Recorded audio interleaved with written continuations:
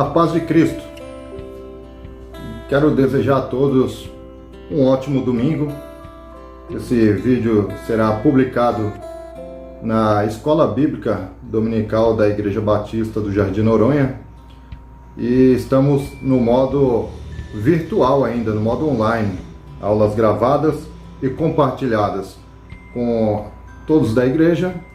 E automaticamente esse vídeo também vai para o nosso canal, para o meu canal, aliás, canal Palavra de Graça, ali onde temos alguns vídeos devocionais e, óbvio, esse vídeo também fará parte do canal Palavra de Graça, em nome de Cristo. E o assunto que eu gostaria e quero abordar com todos e todas hoje é sobre um assunto um tanto polêmico. E às vezes a gente pode se pegar em assuntos teológicos que meramente são polêmicos. E o assunto é sobre os famosos, desigrejados. O termo desigrejado às vezes não soa bem para aqueles que de alguma forma estão incluídos nesse contexto de não querer estar dentro de uma igreja. Mas por que o termo desigrejados? Esse é um estudo que eu preparei alguns meses atrás e fiquei com um grande desejo de compartilhar sobre esse tema com os irmãos, com as irmãs, e muitos talvez já tenham ouvido falar sobre esse termo desigrejados. E aí quando a gente lê ou ouve sobre esse assunto, algumas perguntas vêm na memória, vêm na mente, Uma delas, quem são? Quem são os desigrejados? De onde surgiram? Como identificá-los? Quais são suas motivações? E eles estão certos? Bom, vamos começar com algumas respostas a essas perguntas. De onde surgiram os desigrejados? Bom, talvez isso não vai soar muito bem, talvez alguns irão criticar por conta desse tema, por conta desse assunto, mas independente das críticas, independente dos comentários, eu acredito que é um assunto muito importante de nós discutirmos de uma forma saudável, de uma forma totalmente desarmada, com os corações desarmados, mas a nível de conhecimento também isso pode nos abençoar. Os desigrejados, a grande maioria são aqueles que um dia já frequentou uma igreja, já fizeram parte de uma instituição religiosa, fizeram parte do corpo de Cristo, mas por algum motivo, hoje não pertencem mais a organização e a denominação nenhuma. E o fato deles não participarem, eles também são um tanto contra ou completamente contra as instituições religiosas, são totalmente contra as chamadas igrejas. São pessoas que defendem com unhas e dentes os seus pontos de vista totalmente negativos em relação à igreja, a noiva de Cristo. De acordo com o IBGE, uma pesquisa feita há alguns anos atrás, que é o Instituto Brasileiro de Geografia e Estatística, eles fizeram uma pesquisa sobre a religiosidade no Brasil. E segundo a pesquisa do IBGE, o grupo que mais cresceu foi os que se declararam sem religião. Algo chocante, dos 40 milhões de evangélicos do Brasil, 10%, ou seja, 4 milhões de pessoas, hoje se auto-intitulam como desigrejados, ou se auto-intitulam como desigrejados ou de alguma forma eles são contra as instituições religiosas, já fizeram parte, como eu já disse, de alguma igreja, mas hoje não querem mais fazer parte de igreja nenhuma. Interessante que quando nós vemos que de 40 milhões de evangélicos aqui no Brasil, 10% serem pessoas intituladas ou auto-intituladas como desigrejados, nós podemos perceber que isso de fato é um fenômeno e um fenômeno muito negativo que vem crescendo. Me lembro nos anos 90, na década de 90 e até no início dos anos 2000, quando a gente conversava com as pessoas e as pessoas que eram católicas na época diziam que eram católicas, mas não eram católicos praticantes. E muitas vezes as pessoas achavam normal quando perguntava: qual é a sua religião? E as pessoas diziam: eu sou católico, mas eu não sou católico praticante. Pois bem, isso é um fenômeno que agora está acontecendo dentro das igrejas evangélicas hoje no Brasil. Muitas pessoas se dizem evangélicos, mas não está afiliado a igreja alguma, não tem tempo para acompanharem os cultos, preferem acompanhar os cultos online ou assistir algumas pregações de seus pastores prediletos pelo YouTube, e dessa forma vão seguindo, sem nenhum tipo de compromisso com a igreja local, e se desprende de todas as formas quando são feitos convites a ele ou a ela, ou quando são indagados o porquê de não quererem pertencer a uma igreja. Os desigrejados não aceitam qualquer forma de igreja organizada e institucionalizada, uma vez que, segundo seus conceitos, Jesus também não organizou e nem construiu templos. Olha só que interessante. Jesus, segundo os desigrejados, eles defendem uma teoria, uma falsa teoria, dizendo que a igreja não é necessária porque Cristo não organizou nenhum tipo de instituição religiosa, nenhum tipo de templo. E aí nós vemos que Jesus ele sempre frequentou os templos. Aliás, o templo, lá em Jerusalém. Porque o único templo que existia era em Jerusalém. E nas demais cidades existiam as sinagogas. Então, Jesus tanto estava no templo, quanto também ele estava em sinagogas pregando a palavra de Deus, pregando as boas novas do reino de Deus.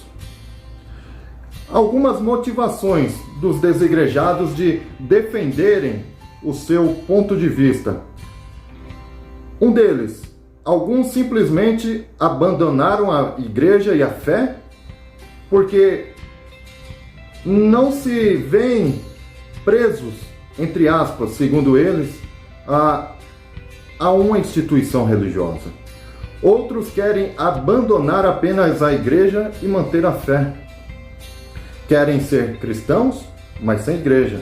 Querem marcar encontros com outras pessoas que têm as mesmas inclinações e tendências sobre o evangelho, sobre o cristianismo, e preferem marcar encontros, café, marcar um almoço, marcar um encontro de bate-papo para conversarem em uma casa, conversarem até mesmo em um barzinho,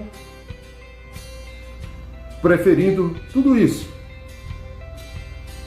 achando que isso é muito melhor do que estar dentro de uma igreja, pertencente a uma igreja. Muitos destes, e isso é algo muito importante a gente enfatizar, que muitos desses estão apenas decepcionados com a igreja institucional. Alguns deles tiveram decepções, tanto com a líderes religiosos, quanto a irmãos comuns como ele, algumas decepções que motivaram a saída dele da igreja e de alguma forma se entristeceram e pegaram uma certa repulsa de pertencer a uma igreja. Eles preferem tentar continuar a ser cristãos sem pertencer ou frequentar nenhum tipo de igreja. Segundo eles, a igreja como organização humana tem falhado e caído em muitos erros, pecados, escândalos e prestado um desserviço ao Evangelho. A gente pode, de alguma forma, entender essas indagações dos desigrejados, das pessoas que não querem pertencer de forma alguma a algum tipo de igreja. É fato que, vira e mexe, nós conhecemos e percebemos e ouvimos algum tipo de escândalo sobre algum líder religioso famoso ou não tão famoso assim. Mas mesmo assim, o grande perigo e o grande erro que isso causa é de generalizar num todo. Nós não podemos pegar um exemplo negativo que aconteceu com algum líder religioso ou com alguma igreja e usar ela como régua, como juízo de valor para todas as igrejas, todas as instituições religiosas cristãs. O grande erro está na generalização. Nós não podemos generalizar um fato isolado que acontece em alguma instituição religiosa. Nós podemos, de alguma forma, refutar alguns pontos de vistas dos desigrejados. Uma das primeiras refutações é a passagem que Jesus declara a Pedro que, sobre aquela declaração, Cristo plantaria a sua igreja. Vamos lá. Jesus disse aos seus discípulos que sua igreja seria edificada sobre a declaração de Pedro.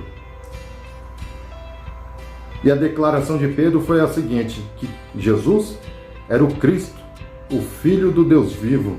Isso está em Mateus capítulo 16, entre os versículos 15 e o versículo 19. A igreja foi fundada sobre esta pedra, que é a verdade sobre a pessoa de Jesus. Isso também está em 1 Pedro, capítulo 2, versículo 4, entre os versículos 4 e 8. Os apóstolos estavam prontos a rejeitar os livres pensadores de sua época, que queriam dar uma outra interpretação à pessoa e obra de Cristo, diferente daquela que receberam do próprio Cristo.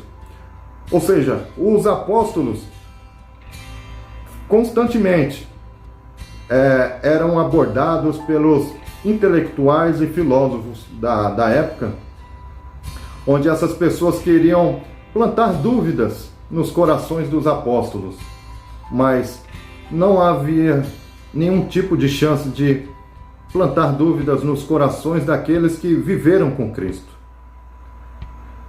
Outra refutação sobre essas afirmações dos desigrejados. É impossível nos mantermos sobre a rocha, Cristo, e sobre a tradição dos apóstolos registradas nas Escrituras, sem sermos igreja, onde somos ensinados, corrigidos, encorajados, advertidos e confirmados. Somente no ambiente da igreja nós podemos ser igreja. Nós fazemos parte do corpo de Cristo, pertencendo à instituição igreja. Porque dentro da igreja, como corpo reunido de Cristo, todos nós somos ensinados, um adverte o outro. E é como diz a palavra de Deus, o ferro afia o ferro.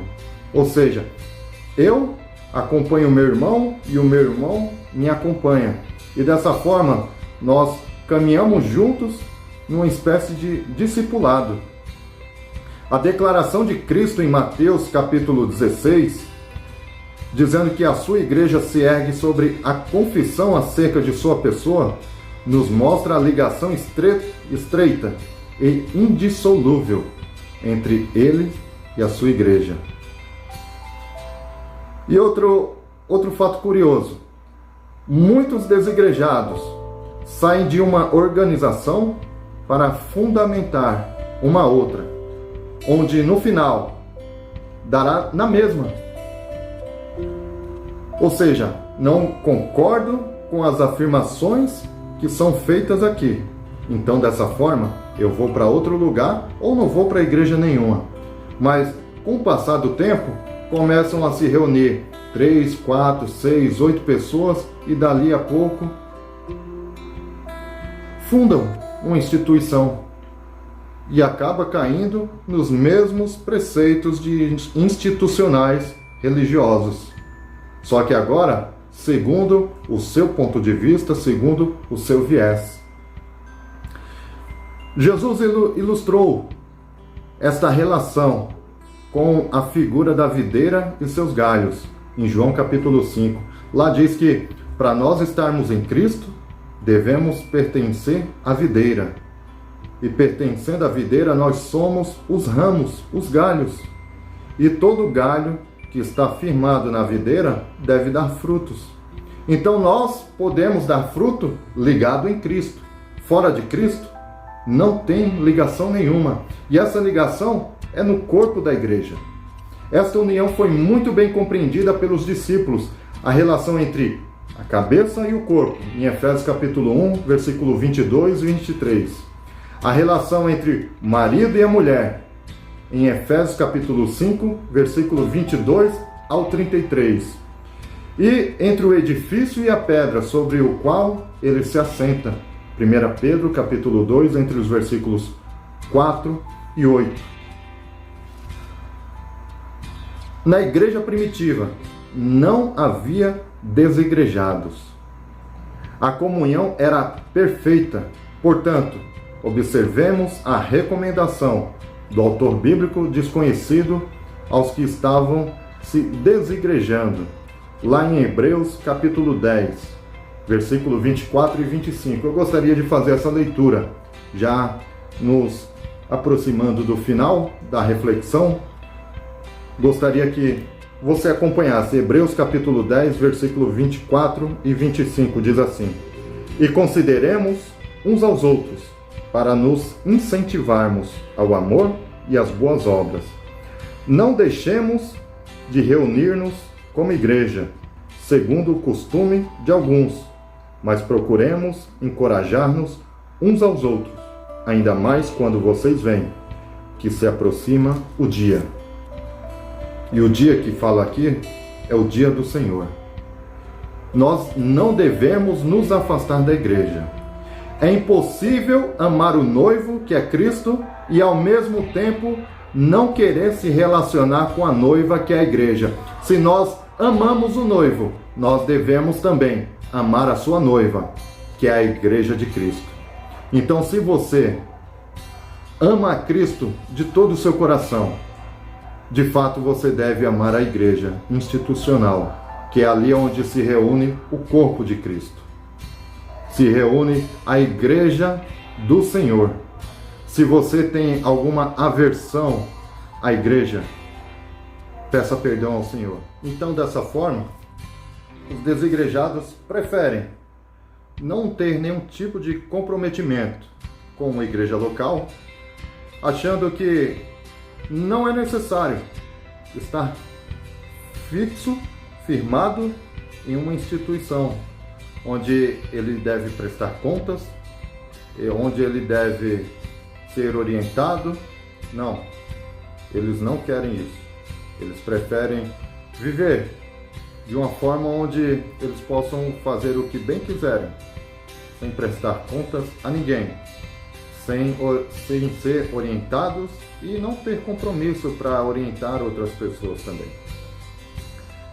Tem um livro muito bom um livro muito pequeno, por sinal, do pastor Israel Belo de Azevedo. Ele escreveu um livro chamado Gente Cansada de Igreja. E ele aborda alguns aspectos sobre o que motiva as pessoas a abandonarem a igreja e dizerem que têm fé, mas não frequentam a igreja. E um dos pontos que o pastor Israel Belo ele cita no seu livro são pessoas que, em algum momento, quando pertenceram a alguma igreja, se esforçaram, trabalharam, fizeram parte de projetos, mas se cansaram por N motivo, N razões, por não serem reconhecidos ou reconhecidas, por não terem a oportunidade de fazerem aquilo que gostariam de fazer. Enfim, esses são um dos motivos citados no livro, e a gente começa a se questionar, mas de fato nós precisamos nos entristecer? Porque afinal, por que nos entristecemos e abandonamos a igreja? Não queremos mais fazer parte. Assim como nós vimos no Evangelho de João, capítulo 15, que nós devemos pertencer à videira. E a videira é o corpo de Cristo, é Cristo. E outro ponto, que quando nós fazemos parte de uma instituição, de uma igreja, do corpo de Cristo, Deus nos usa para que nós possamos ser um instrumento no aperfeiçoamento dos santos. Ou seja, Deus nos dá os dons do Espírito, mais ou menos como Paulo diz em 1 Coríntios capítulo 12, sobre os dons espirituais. E eu acredito que Deus, ele distribui os dons espirituais para que a igreja possa ser edificada através das vidas dos irmãos por meio dos dons espirituais. Será que de fato vale a pena ser um desigrejado? Me responde aí. Deixe seus comentários aqui abaixo do vídeo, se você concorda ou não concorda com o que a gente abordou hoje.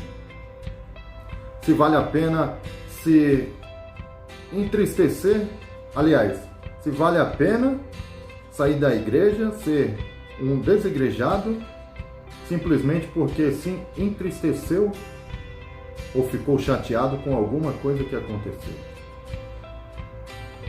Geralmente o que acontece são pessoas, e o que é aconselhável é que você faça parte de uma igreja. Se você não concorda com o que está sendo feito ali, procure o pastor da igreja para conversar, para questioná-lo, para argumentar sobre as razões e os pontos que você não concorda, juntamente com as razões. Se mesmo assim você acha que aquele lugar não vai ser legal para você, o aconselhável é que você ore a Deus e procure uma outra igreja para você fazer parte, um outro lugar, um outro local, mas de forma alguma virar as costas para a igreja de Cristo e não querer pertencer à igreja, à instituição, ao corpo de Cristo. Espero que Deus possa ter falado ao seu coração através dessa breve reflexão, desse breve estudo, e que talvez poderíamos avançar um pouco mais em mais argumentações, mas vamos ficar por aqui. Vamos deixar algo mais simples e mais objetivo. Eu creio que, de alguma forma, Deus vai falar ao seu coração através desse breve estudo que nós abordamos nesse momento. Que Deus abençoe a sua vida no nome de Jesus e que a paz de Cristo que excede todo o entendimento, possa nos conservar diante da majestade e da santidade do Senhor Jesus, que é o Senhor da igreja, é o Senhor quem nos sonda, nos orienta, nos capacita. Nós vivemos, nos movemos e fazemos tudo por Ele e para Ele. Pelo menos esse deve ser o sentimento que deve permear dentro dos nossos corações, para servirmos a Cristo e pertencermos à Igreja do Senhor. Deus abençoe a sua vida, Deus abençoe o seu domingo, no nome de Jesus.